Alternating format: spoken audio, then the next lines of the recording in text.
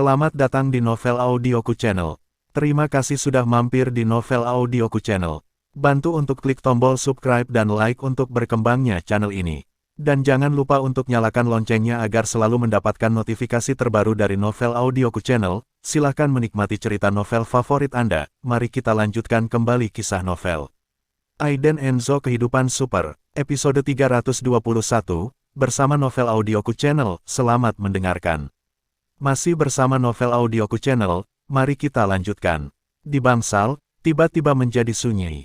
Pria parubaya itu memandang Aiden Enzo dengan wajah terkejut, lalu berkata dengan senyum liar, "Apa yang kamu katakan? Kamu ingin aku berlutut dan meminta maaf padanya? Temanku, aku khawatir kamu tidak tahu siapa saya, jadi izinkan saya memperkenalkan diri. Saya adalah bawahan Lord Hades dari 12 kuil suci di barat." Aiden Enzo mengerutkan kening, matanya semakin dingin. 12 kuil di barat. Ternyata itu mereka. Melihat Aiden Enzo mengerutkan kening, pria parubaya itu terus berbicara dengan dingin. "Kenapa, kamu belum pernah mendengarnya? Kalau begitu izinkan saya memperkenalkan Anda secara detail tentang Hades, Raja Dunia Bawah. Dia memerintah 7 kota di barat dan memiliki 7 orang suci. Masing-masing dari mereka adalah pengusaha sukses dan terkenal dengan kekayaan yang tak terhitung jumlahnya. Kekayaan dan kemampuan 7 malaikat besar tidak pernah terbayangkan oleh orang-orang seperti Anda. Status dan kekuatan Lord Hades bahkan lebih mengesankan. Itu bukan sesuatu Anda bisa mengerti. Dengan menggunakan analogi yang paling sederhana, bahkan Bilge akan merasa hormat ketika dia melihat Lord Hades kami. Sekarang, apakah Anda ingin saya berlutut dan meminta maaf kepada saudara perempuan Anda?" Semua orang yang hadir terkejut dengan kata-katanya. Hanya mendengarkan apa yang dia katakan, Anda dapat mengetahui bahwa Lord Hades ini sangat menakjubkan. Adelina Enzo duduk di ranjang rumah sakit, menggosok jari-jarinya erat-erat dengan kedua tangannya, kepalanya cemberut, dengan air mata di sudut matanya, dia tampak sangat sedih dan takut. Tepat ketika semua orang berpikir bahwa Aiden Enzo akan mundur dalam menghadapi kesulitan, mereka tidak pernah berpikir bahwa Aiden Enzo berkata secara langsung dan dingin, "Saya tidak peduli dengan 12 kuil suci di barat, apalagi Pluto Hades, jika Anda memukul saudara perempuan saya, kamu akan memberinya permintaan maaf." "Haha, bagus-bagus. Kamu benar-benar cukup gila sehingga kamu bahkan tidak memperhatikan Hades, Raja Dunia Bawah. Saya pikir kamu tidak sabar." Pria parubaya itu berteriak dengan dingin, matanya meledak. Tembak niat membunuh. Dia adalah salah satu dari 7 utusan suci di bawah kursi Pluto Hades, utusan suci Kels. Kels memiliki reputasi yang tinggi di Amerika Serikat, dan kekayaannya mencapai puluhan miliar hingga ratusan miliar. Orang ini sangat sombong, dia mencari kematian. Mendengus. Aiden Enzo mendengus dingin, dan berkata, "Pluto Hades. Bahkan jika dia datang sendiri, kamu harus meminta maaf kepada saudara perempuanku. Kalau tidak, aku akan berbicara langsung dengan Tuan Hadesmu." Desis. Semua orang tersentak. Pria muda ini memiliki nada arogan. "Anda benar-benar ingin berbicara langsung dengan Hades itu?" Mendengar kalimat ini, pria parubaya itu sangat marah, dan berteriak, "Sombong. Tuan Hades, bagaimana orang kecil sepertimu bisa menyebutkannya sesuka hati?" Pria parubaya itu mengikuti utusan suci Kels bertahun-tahun, dia belum pernah melihat pria yang begitu sombong. Itu hanya mengejar kematian. Apakah dia tahu seperti apa keberadaan 12 kuil suci di seluruh barat? Itu adalah eksistensi yang dikagumi oleh manusia dan dewa. Setiap kuil menggunakan kekayaan dan kekuatan yang tak terduga. Dewa utama dari setiap kuil adalah orang-orang yang cakap dengan sarana yang sangat kuat, dan beberapa bahkan dewa perang dan dewa pembunuh. Orang-orang ini adalah 12 pilar dari seluruh dunia barat. Namun, Aiden Enzo tampak acuh tak acuh. Pria parubaya itu melihatnya, mengerutkan kening, dan berteriak dengan dingin, "Kalian, turunkan dia untukku. Biarkan dia melihat dengan jelas apa yang akan terjadi jika dia menyinggung Tuan Pluto Hades." Begitu kata-kata itu jatuh, 4 pria bule kekar berpenampilan barat berjalan perlahan menuju Aiden Enzo dengan wajah dingin. Tiba-tiba, mereka bergerak, sudut mata Aiden Enzo menjadi dingin, dan niat membunuh bangkit dari tubuhnya. Dia menyerang langsung, meninju pukulan pria kulit putih sebelumnya. Ledakan. Dengan suara teredam, pengawal putih itu mundur beberapa langkah, menatap Aiden Enzo yang masih berdiri di sana dengan takjub, dan mengutuk, "Sialan. Bunuh dia." Mata Aiden Enzo menjadi dingin, dia melepaskan tangan dan kakinya, dan bertarung. Hampir butuh waktu kurang dari 1 menit.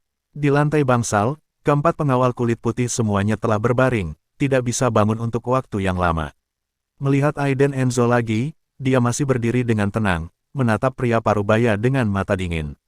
Pada saat ini, pria parubaya itu akhirnya berubah pikiran, dia memutar matanya, menatap Aiden Enzo yang sedang berjalan ke arahnya, dan berteriak, "Kamu berani melakukan sesuatu pada utusan, kamu sedang mencari kematian. Hei, kamu apa yang kamu inginkan?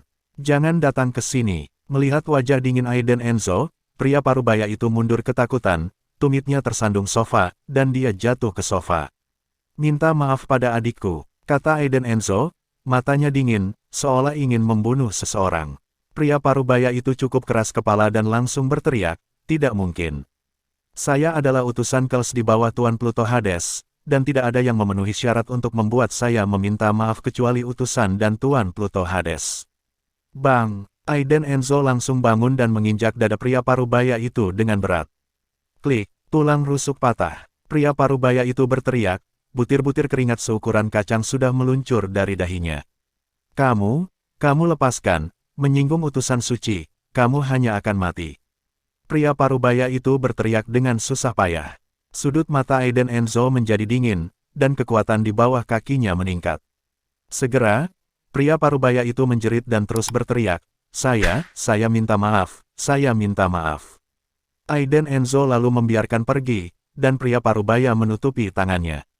Bangkit di dadanya, dia bergegas ke sisi Adelina Enzo, membungkuk dan meminta maaf, "Maaf, Nona Adelina, kesalahan saya, tolong maafkan saya." Adelina duduk di tempat tidur, hanya mengangguk dengan cemberut, dan tidak mengatakan apapun.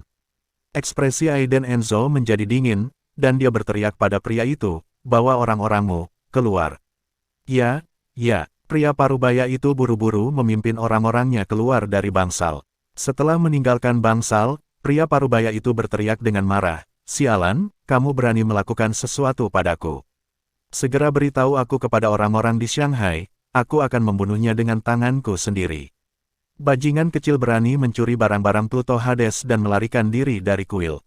Dia pasti memiliki seseorang untuk membantunya di sini, dan dia harus menemukannya. Kali ini, utusan suci Kels mengeluarkan perintah kematian, dan dia harus mengambil barang-barang Tuan Pluto Hades. Jika kita tidak dapat menemukannya, kita semua pasti mati. Setelah berbicara, mata pria parubaya itu dipenuhi amarah, dia mencengkeram dadanya, dan terbatuk 2 kali. Memalingkan pandangannya kembali ke Aiden Enzo, dia memandang Adelina yang sedang duduk di tempat tidur, dan bertanya dengan serius, "Mengapa kamu terlibat dengan orang-orang dari 12 kuil barat? Apa yang telah kamu lakukan selama ini?" Dengan pertanyaan, dengan kemarahan, Adelina Enzo mengangkat kepalanya, wajahnya penuh air mata, dia meraih tangan Aiden Enzo, dan menangis, "Kakak, tolong, jangan marah. Aku. Melihat penampilan Adelina yang ragu-ragu, Aiden Enzo hatiku sangat menyakitkan. Dia memeluk Adelina dan menariknya ke dalam pelukannya, yang terakhir pengap di pelukan Aiden Enzo dan banyak menangis. Setelah Adelina tertidur, Dichan Lois dan Belinda Kylie datang sendiri ke rumah sakit. "Tuan Muda Enzo, 3 miliar yang Anda inginkan sudah siap," kata Dichan Lois dengan hormat. Aiden Enzo melambaikan tangannya dan berkata, "Ngomong-ngomong, tidak perlu sekarang, tolong bantu saya untuk memperhatikan pengaruh orang-orang yang datang ke Shanghai baru-baru ini." "Baik, Tuan Muda Enzo," Dichan Lois berkata, dan kemudian membawa Belinda Kylie pergi. Di sini, setelah Aiden Enzo meninggalkan rumah sakit, dia menerima kabar buruk. 6 master muncul di pengiringnya dengan ekspresi gugup dan cemas. Apa yang terjadi pada Tuan Jaorin? Aiden Enzo mengerutkan kening dan langsung menebaknya. Daoren Vigo menyatukan tangannya di depan perutnya, dan berkata dengan sungguh-sungguh, "Tetua Jaorin terjebak."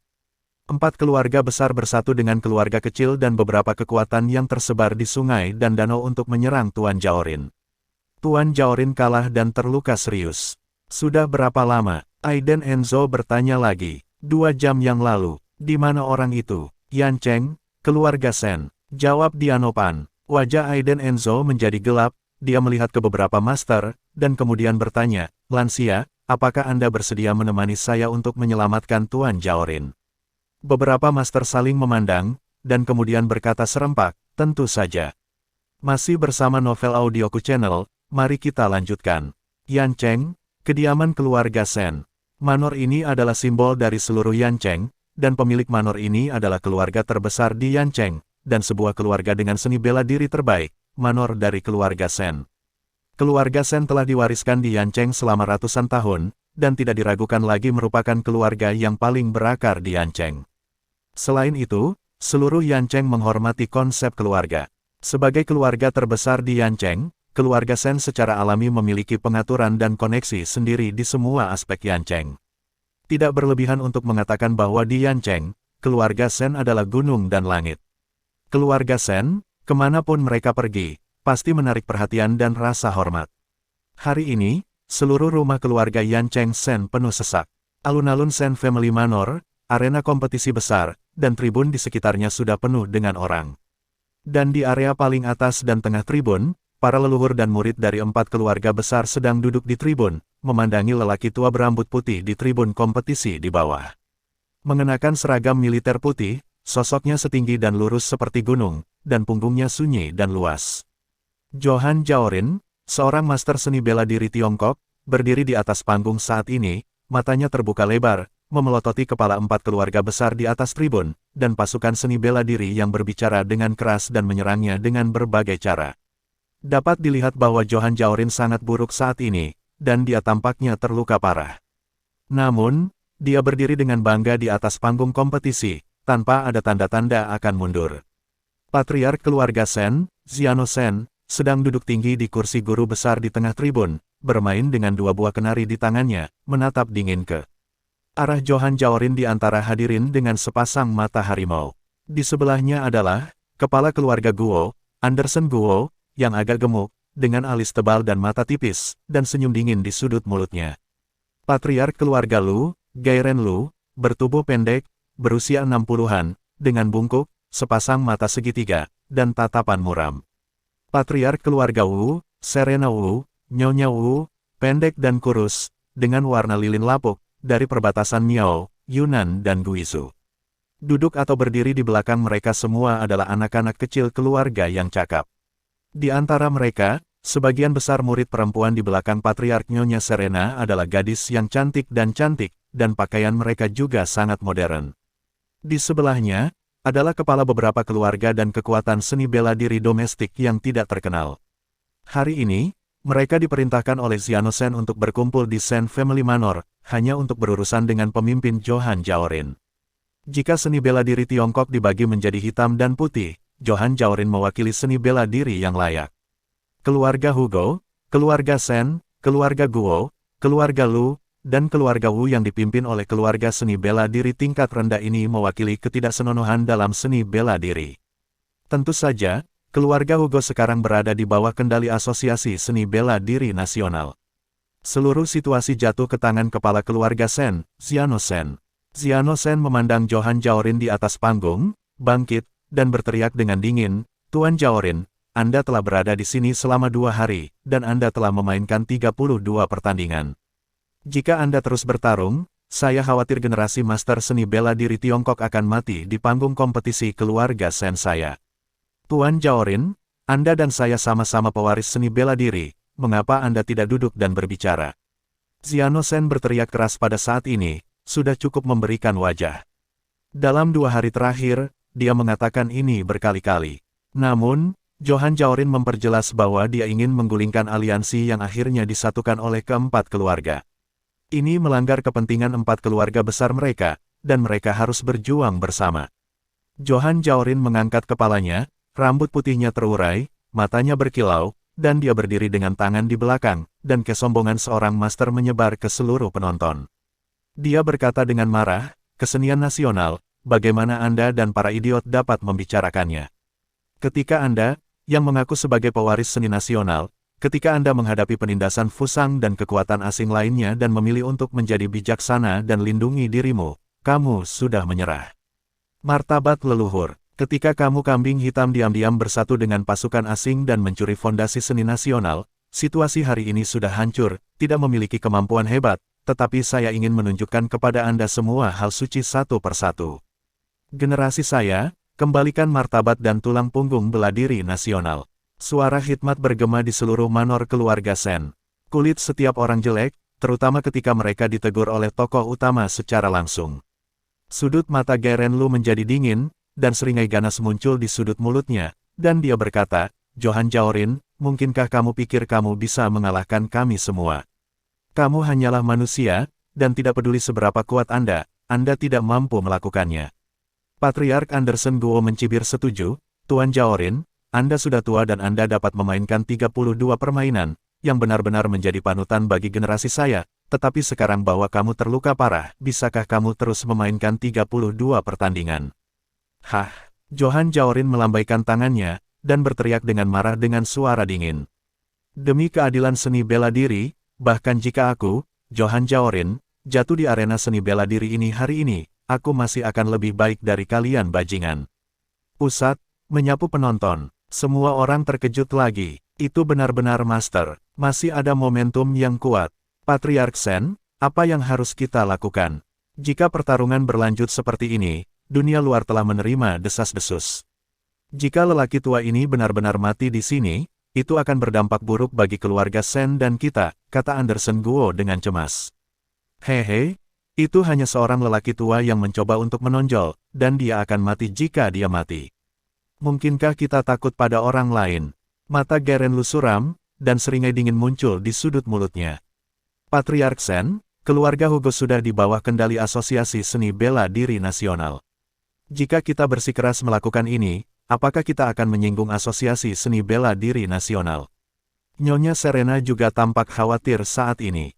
Kenari yang sedang dimainkan Xiano Sen tiba-tiba berhenti, dengan niat membunuh yang kuat di matanya, dan berkata, 3 Patriark, mari kita bergandengan tangan. Masalah ini tidak dapat ditunda lagi, dan harus diselesaikan dengan cepat. Seorang lelaki tua ini adalah hanya seorang master, jika dia mati, jika Asosiasi Seni Bela Diri Nasional menyalahkannya, apakah masih akan menyalahkan semua orang? Mendengar ini, ketiganya saling memandang, lalu mengangguk dan berkata, baik. Segera setelah itu, keempatnya berdiri bersama, turun dari tribun, dan naik ke panggung kompetisi. Johan Jaorin, karena kamu bersikeras melakukan ini, jangan salahkan aku karena kejam. Xiano Sen berteriak dengan dingin, melihat saat yang tepat, dan langsung bergerak. Tanpa kata pengantar apapun, 3 lainnya juga menyerang dalam sekejap, dan itu semua adalah gerakan mematikan. Johan Jaorin berdiri di tengah panggung kompetisi, melihat sekeliling keempat orang yang menyerang dengan mata dingin. Dia berteriak dengan marah, pelipisnya melotot, dan dia langsung menyerang. Di seluruh arena kompetisi, suara tinju dan kaki yang berbenturan tiba-tiba bergema.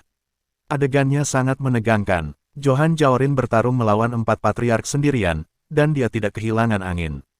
Orang-orang di tribun tercengang. Kekuatan master dari keluarga Jaorin. Seseorang di kerumunan berteriak. Xiano Sen dan yang lainnya juga mengerutkan kening, tatapan mereka dingin. Mereka berempat bekerja sama, dan mereka tidak bisa lebih dekat dari setengah meter ke sisi Johan Jaorin. Qigong keluarga Jaorin benar-benar pantas mendapatkan reputasinya. Semuanya, tunggu apa lagi, ayo bunuh orang tua ini. Teriak Xiano Sen. Masih bersama Novel Audioku Channel, mari kita lanjutkan. Di atas tribun, para patriark yang bukan anggota keluarga seni bela diri, dan beberapa master sekte dari beberapa kekuatan, berhamburan ke arena kompetisi. Dalam sekejap, Johan Jaorin bertarung melawan selusin orang. Banyak patriark dan pemimpin sekte keluarga kecil yang berpengaruh meledak segera setelah mereka bertemu satu sama lain, dan jatuh ke tanah. Namun, seiring berjalannya waktu, keseimbangan situasi juga sudah mulai miring. Akhirnya, Johan Jaorin mulai kehabisan energi, dan mulai mundur dengan mantap. Xiano Sen melihat peluang yang tepat, dan memukul Johan Jaorin langsung di dada dengan serangan keras. Engah, Johan Jaorin segera memuntahkan darah dari mulutnya, dia terbang terbalik, dan jatuh dengan keras di panggung kompetisi. Pria tua berusia 80-an itu mengeluarkan semua kekuatannya, perlahan berdiri dari tanah, dan memelototi selusin orang di hadapannya dengan rambut acak-acakan. Dia berteriak dengan dingin, kamu bajingan, maju lagi. Xiano Sen berdiri dengan tangan di belakang punggungnya tanpa bergerak, menatap dingin ke arah Johan Jaorin yang terhuyung-huyung di seberang, dan berkata sambil tersenyum, Tuan. Jika kamu terus bertarung, aku khawatir kamu akan mati lebih cepat. Dia baru saja melihat bahwa Johan Jaorin berada di akhir pertempurannya, dan seluruh tubuhnya penuh dengan darah, seperti kilatan cahaya. Johan Jaorin mendengar kata-kata itu, melihat ke langit dan tertawa dan berkata, "Tidak masalah jika aku mati. Merupakan pencapaian besarku untuk mengungkap warna asli kamu dan tikus lain dan membiarkan dunia melihat kamu bajingan kotor." Petik 2. Xiano Shen, Gairen Lu, Anderson Guo, Nyonya Serena, tindakanmu menipu tuanmu dan menghancurkan leluhurmu suatu hari akan menyeretmu ke neraka. Sebelum aku datang, aku sudah siap, dan Asosiasi Beladiri Nasional akan mengeluarkan penyelidikan menyeluruh pada 4 keluarga besar Anda. Perintah. Menunggu akhir dari 4 keluarga besar Anda juga merupakan kata kematian. Mendengar ini, Xiano Shen sangat marah, melompat keluar dengan seluruh tubuhnya, meninju dada Johan Jaorin, dan berteriak, "Kamu mencari kematian. Jika ini masalahnya, aku akan memberimu tumpangan." Melihat pukulan Xiano Shen, itu hampir menyentuh hati Johan Jaorin. Tiba-tiba, ledakan, pita emas, bergoyang dalam gelombang udara, keluar dari platform tinggi di pintu masuk utama kediaman keluarga Shen. Keluar dari panggung tinggi, seorang wanita berambut pendek memegang penembak jitu, dengan sosok seksi dan seksi, mengenakan jaket dan celana kulit hitam, memiliki postur lancang. Segera, peluru emas menembus tinju Xiano Shen, dan darah berceceran di mana-mana. "Ah!" Xiano Shen berteriak kesakitan, mencengkeram tangan kanannya, dan tiba-tiba mundur, sambil menatap dingin dan marah ke arah pintu masuk utama. Di panggung kompetisi, semua orang panik dan menatap pintu masuk utama dengan marah. "Siapa itu?" Xiano Shen berteriak dengan marah. Segera setelah itu, di cakrawala pintu masuk utama, armada Mercedes-Benz dan Cadillac hitam perlahan melaju keluar. Ada 2 konvoi panjang seperti naga, masuk dari gerbang utama rumah Shen dan masuk dari kedua sisi. Semua orang tercengang, puluhan Mercedes-Benz dan Cadillac datang sekaligus. Seluruh adegan tiba-tiba mati sunyi. Semua mata tertuju pada arah pintu masuk utama. Sebab, mobil terakhir yang melaju perlahan adalah sedan Lincoln yang menggeliat.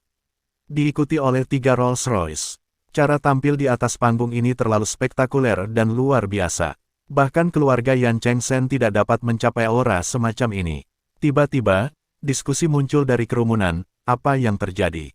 Tim siapa ini? Ini terlalu dibesar-besarkan. Sialan, ini pertama kalinya aku melihat penampilan yang berlebihan." Dalam pandangan dan mata semua orang yang mencurigakan. Semua konvoi membuka pintu mereka serempak. Di kedua sisi, semua preman berjas hitam keluar dari mobil dan berdiri dengan hormat di dekat pintu mobil dengan tangan di belakang punggung. Pintu ketiga Rolls-Royce juga dibuka, dan ke-6 orang itu perlahan keluar dari mobil.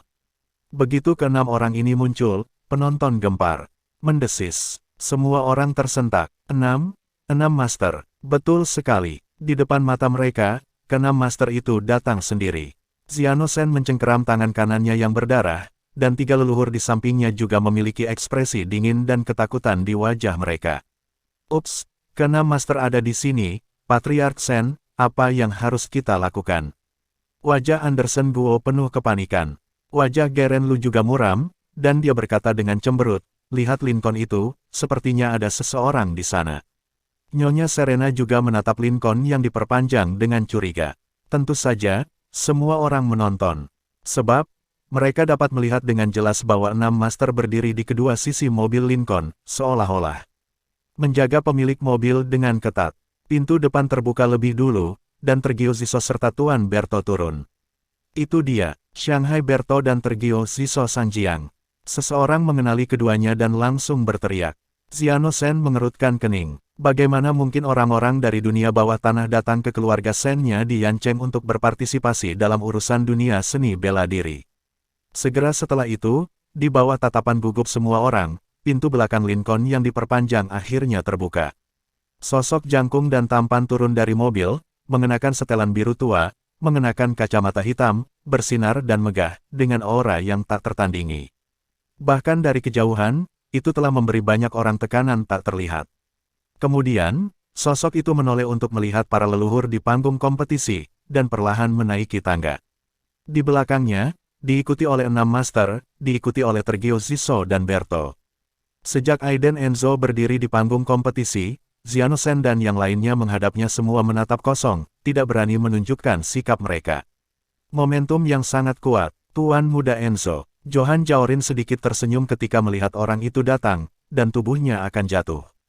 Aiden Enzo melangkah maju dengan cepat, mendukung Tuan Jaorin, dan berkata, Tuan Jaorin, apakah Anda baik-baik saja?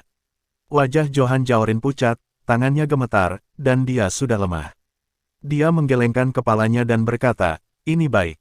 Dengan pandangan sekilas, dia tahu cedera Johan Jaorin saat ini, menjelaskan bahwa dia mengerutkan kening, dan menatap Xiano Shen dan yang lainnya dengan niat membunuh di matanya. Niat membunuh dari 6 master menyapu penonton seperti tornado. Orang-orang itu sangat terkejut sampai seluruh tubuh mereka gemetar. Niat membunuh ini sangat kuat. Mereka tidak bisa melakukan perlawanan sama sekali. Atur seseorang untuk mengirim Tuan Jaorin ke rumah sakit. Aiden Enzo mengerutkan kening. Segera, Johan Jaorin diturunkan.